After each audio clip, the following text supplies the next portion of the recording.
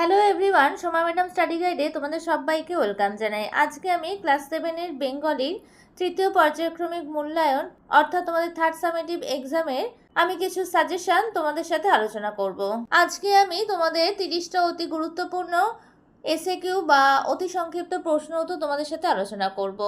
ভিডিওটা স্কিপ না করে শেষ পর্যন্ত দেখতে থাকো। এই প্রশ্নগুলো কিন্তু ভীষণ ইম্পর্টেন্ট। ভিডিওটা স্কিপ করলে তোমরা কিন্তু গুরুত্বপূর্ণ প্রশ্নগুলো মিস করে যাবে। ভিডিওটা বেশি থেকে বেশি লাইক শেয়ার করে দেবে। আর আমার চ্যানেলে নতুন হয়ে থাকলে চ্যানেলটা সাবস্ক্রাইব করে নিয়ে পাশে থাকা বেল আইকনটা অবশ্যই প্রেস করে নেবে, যাতে আমি চ্যানেলে নতুন ভিডিও আপলোড করার সাথে সাথে নোটিফিকেশন সবার আগে তোমাদের কাছে পৌঁছে যায়। তোমরা এই প্রশ্নগুলো পরীক্ষার আগে খুব ভালোভাবে ফলো করবে। আশা করছি এখান থেকে তোমরা 100% কমন পেয়ে যাবে। তাহলে চলো শুরু করা যাক। দেখো, অতি সংক্ষিপ্ত প্রশ্ন উত্তর। এই প্রশ্নের মান কিন্তু 1 মার্কস করে থাকবে। 1 নম্বর, দেখো, কখন কবির মনে গান জেগে ওঠে? উত্তর হবে শান্তিনিকেতনে বৃষ্টি হলে কবির মনে গান জেগে ওঠে। 2 হচ্ছে কোন মাসে বর্ষা মঙ্গল হয়? উত্তর হবে শ্রাবণ মাসে বর্ষা মঙ্গল হয়। 3 হচ্ছে ভারত ভূমিকে পূর্ণতীর্থ কে বলেছেন? উত্তর হবে কবি রবীন্দ্রনাথ ঠাকুর ভারত ভূমিকে পূর্ণতীর্থ বলেছেন। 4 হচ্ছে ওঙ্কার ধ্বনি বলতে কি বোঝায়? উত্তর হবে ওঙ্কার ধ্বনি হলো ঈশ্বরবাচক ধ্বনি, ব্রহ্মের শব্দ, প্রতীক। এই ধ্বনি সব মন্ত্রের বীজ মন্ত্র। 5 নম্বর, দেখো, ভারত তীর্থ কবিতাটি কোন শ্রেণীর কবিতা? উত্তর হবে রবীন্দ্রনাথ ঠাকুরের লেখা ভারত তীর্থ কবিতাটি একটি স্বদেশ প্রেমের কবিতা। 6 হচ্ছে ননিবালা দেবী কার কাছ থেকে বিপ্লবের দীক্ষা পেয়েছিলেন? উত্তর হবে ভ্রাতুষ্পুত্র অমরেন্দ্র চ্যাটার্জির কাছ থেকে ননিবালা দেবের বিপ্লবের দীক্ষা পেয়েছিলেন। ননিবালা দেবী হবে। 7 নম্বর, দেখো, মশার কি? উত্তর হবে মশার এক ধরনের পিস্তল। পরের প্রশ্ন, দেখো, কাশীর জেলে পানিশমেন্ট সেলটি কোথায় ছিল? উত্তর হবে কাশীর জেলের পানিশমেন্ট সেলটি জেলের প্রাচীরের বাইরে মাটির নিচে ছিল। পরের প্রশ্ন, দেখো, ভার্ন কোথায় আশ্রয় নিয়েছিল? উত্তর হবে ভার্ন সেলোদের বাড়ির আলসের তলায় আশ্রয় নিয়েছিল। 10 নম্বর, দেখো, বৃষ্টিকে কোন দেশে যেতে বলা হয়েছে? উত্তর হবে বৃষ্টিকে স্পেন দেশে যেতে বলা হয়েছে। 11 নম্বর, দেখো, চাকতি উল্টে কি পড়েছিল? উত্তর হবে চাকতি উল্টে টেল পড়েছিল। এখানে চাকতি হবে, এখানে র হয়ে গেছে, ক করে নেবে। নেক্সট প্রশ্ন, দেখো, খেলার আগে সমরেশ কোথায় গিয়েছিল? উত্তর হবে খেলার আগে সমরেশ গাধা খুঁজতে গিয়েছিল। পরের প্রশ্ন, দেখো, রেফারির নাম কি? উত্তর হবে রেফারির নাম দিব্যেন্দু বাবু। পরের প্রশ্ন, দেখো, শহরের মধ্যে বেশ একটু সাড়া পড়ে গেছে, এই সাড়া পড়ার কারণ কি? উত্তর হবে শহরের 2 চিরপ্রতিদ্বন্দ্বী টাউন স্কুল ও মিশন স্কুল ফুটবল ম্যাচের কাপ ফাইনাল খেলবে বলে শহরের মধ্যে বেশ একটু সাড়া পড়ে গিয়েছিল। পরের প্রশ্ন, দেখো, টাউন স্কুলের ক্যাপ্টেনের নাম কি? উত্তর হবে টাউন স্কুলের ক্যাপ্টেনের নাম গিরিন। নেক্সট প্রশ্ন, দেখো, ভালো কথা শুনলে কবিতার লোকটি কি করে? উত্তর হবে বক্তা ভালো কথা শুনলে চটপট সেগুলো নোট বইতে লিখে রাখে।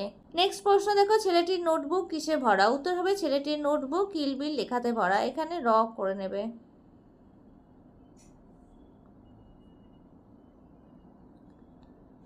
এর পরের প্রশ্ন, দেখো, পটল বাবুর বয়স কত? উত্তর হবে পটল বাবুর বয়স 52 বছর।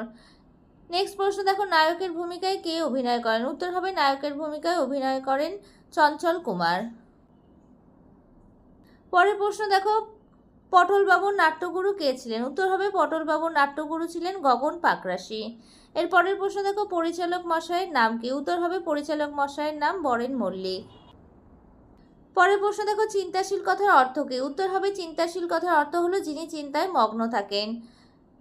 নেক্সট প্রশ্ন, দেখো, নরহরি কেমন প্রকৃতির মানুষ? উত্তর হবে নরহরি ভাবুক প্রকৃতির মানুষ।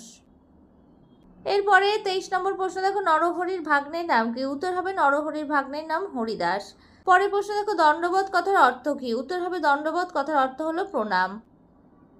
পরের প্রশ্ন, দেখো, নরহরির মা কোথায় যেতে চেয়েছিল? উত্তর হবে নরহরির মা কাশী যেতে চেয়েছিল। নেক্সট প্রশ্ন, দেখো, অতীশ দীপঙ্কর শ্রীজ্ঞান তিব্বতে গিয়ে কি করেছিলেন? উত্তর হবে অতীশ দীপঙ্কর শ্রীজ্ঞান তিব্বতে গিয়ে বৌদ্ধ ধর্মের নির্মল স্বরূপকে প্রচার করেছিলেন। এরপরের প্রশ্ন, দেখো, স্যার ফ্রান্সিস ইয়ং হাজব্যান্ড কে? উত্তর হবে স্যার ফ্রান্সিস ইয়ং হাজব্যান্ড ছিলেন একজন অভিনেত্রী, যিনি তিব্বত জয় করেছিলেন। পরের প্রশ্ন, দেখো, আধুনিক ভারতবর্ষের শরৎচন্দ্র দাসের কাছে ঋণী কেন?